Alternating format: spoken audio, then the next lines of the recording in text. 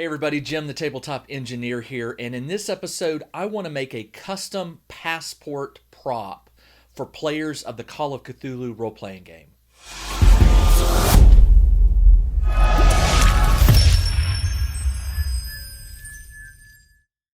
Hey everybody, welcome to a new episode.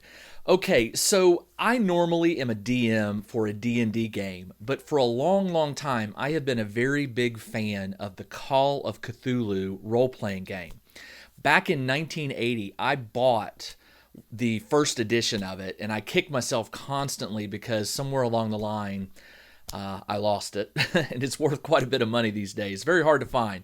But anyway, the seventh edition is currently what's being played by players these days. I have gotten out recently my Call of Cthulhu books. The GM in this game is called the Keeper, and it basically takes place in the 1920s, and the players play the roles of investigators who go out and try to save the world or save the city against the Cthulhu mythos creatures. If you're not familiar with H.P. Lovecraft and the Call of Cthulhu, you really should dive into it. It's some amazing horror stories. It's a really cool setting, and I've always been fascinated by it. When I got the game back in the early 80s, none of my friends were familiar with H.P. Lovecraft. I had stumbled upon a book of horror stories of his, and so I've really recently been diving into Call of Cthulhu because I do want to run some campaigns. I want to get back into that role-playing game. And as a matter of fact, I am planning on running a campaign at some upcoming conventions that I attend. Now, as a GM, I like to give out props to players during whatever game I'm playing. I like to give them handouts and things that help immerse them in the game. And Call of Cthulhu is one of the, it's probably, in terms of role-playing games, it's probably one of the ones that leans heaviest on props, because so many of the adventures that are pre-written for the game, they come with downloads, PDFs that you can download and print to give out to your players, and they're amazing. They're newspaper clippings and memos and found letters and journal scrawls and all kinds of crazy stuff. So the game is to me, it's very appealing because I like to give my players props. And one of the things I really want to do for the players in my upcoming Call of Cthulhu convention games is I want to give them a prop that they can take home to remember the game.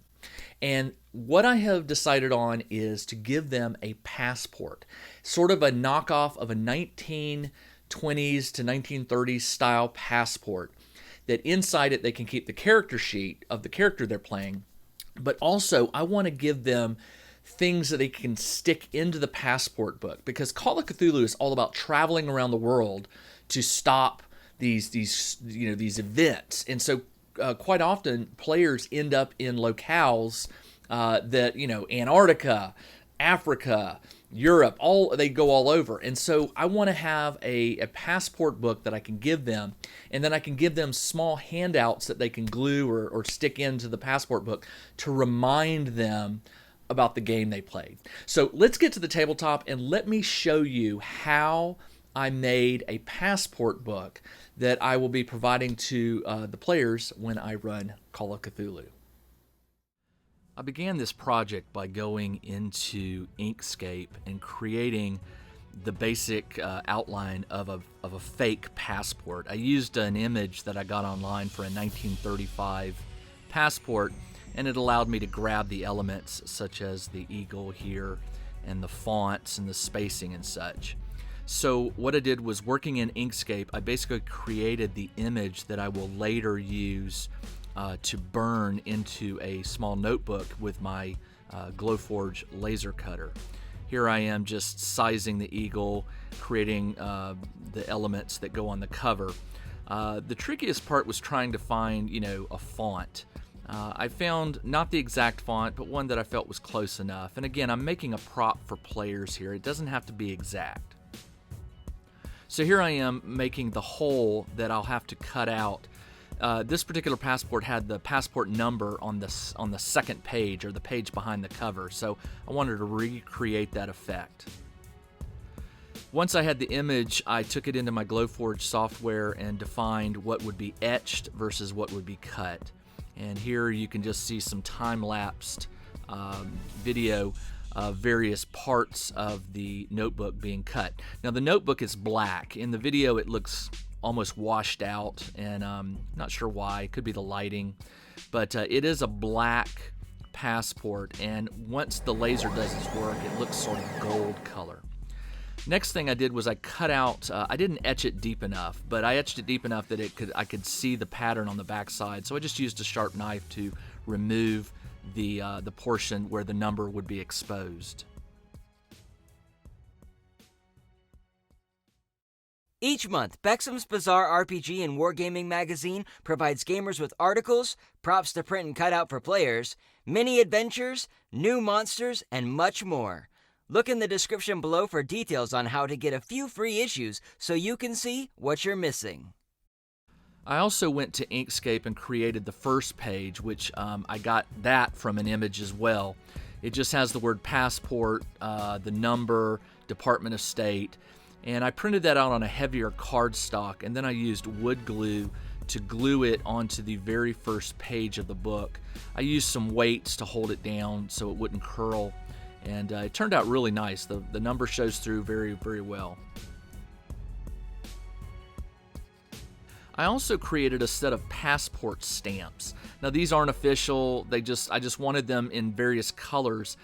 And I created another page that could be printed out, and it has the date, the adventure, and notes columns or areas that players can write down that information. All right, here is a printout of two of those passport stamp pages that I created. This one's for Iceland, this one's for Bolivia. And basically, I created them to match the size of the passport book. What I do is I cut just inside the solid line here. I mean, you could make this as exact as you want, but again, this is just something to give the players that they can remember. For example, that they went to Iceland, and I also included the date and what the adventure name was, and then where they could write some notes. And the idea is that if they survive that encounter, well, even if they don't survive, they're going to get it.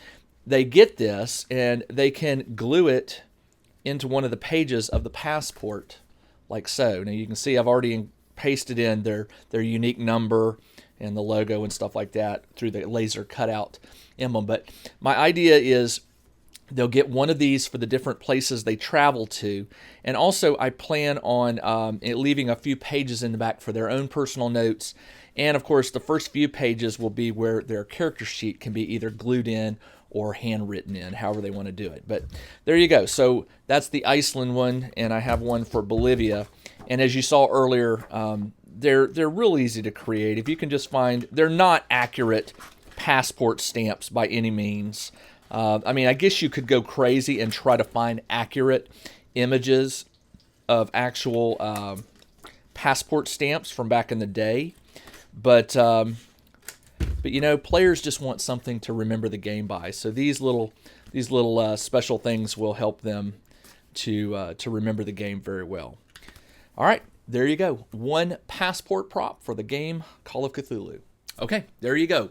That is how I decided to make a passport prop for the players of my Call of Cthulhu role-playing game that I will be running at various conventions that I attend, probably in 2021. It was very fun to make. Laser etched cover, designed the inserts in Inkscape, and printed them out. This one's glued in so that the passport number shows through here. And then, of course, the various passport stamps and note pages that can be glued in later by the players. It's just something nice to give players to go home, and they can put it on their bookshelf and pull it out and remember, hopefully, the good, fun game that they had playing at the convention. So again, Call of Cthulhu is currently out in version 7, and there are a lot of pre-written adventures for it that come from Chaosium, and they're really well done, and they're usually meant for like 6 months to a year of running a weekly campaign. So Call of Cthulhu campaigns, there can be one-offs that are run in 2 or 3 hours, but a lot of Call of Cthulhu games tend to run long term. So what I'm working on right now is a one-off adventure that can be done in 2 to 3 hours for max, and give the players a taste of the game if they've never played it before, and then something to take home with them. All right, that's all I have in this episode. Please let me remind you to come and join me over at the Tabletop Crafters Guild. I'm one of the 6 guild masters, and we welcome you to come and join us there. The Facebook page is all about designing props and crafts for your various gaming hobbies, whether it's role-playing games, horror games, what have you. I also invite you to come join my Facebook page, The Tabletop Engineer. It's very similar. I post a lot of extra photos that don't make it over at the other page. I do downloads, extra video reviews, things like that. But just come join me and you'll see what it's all about.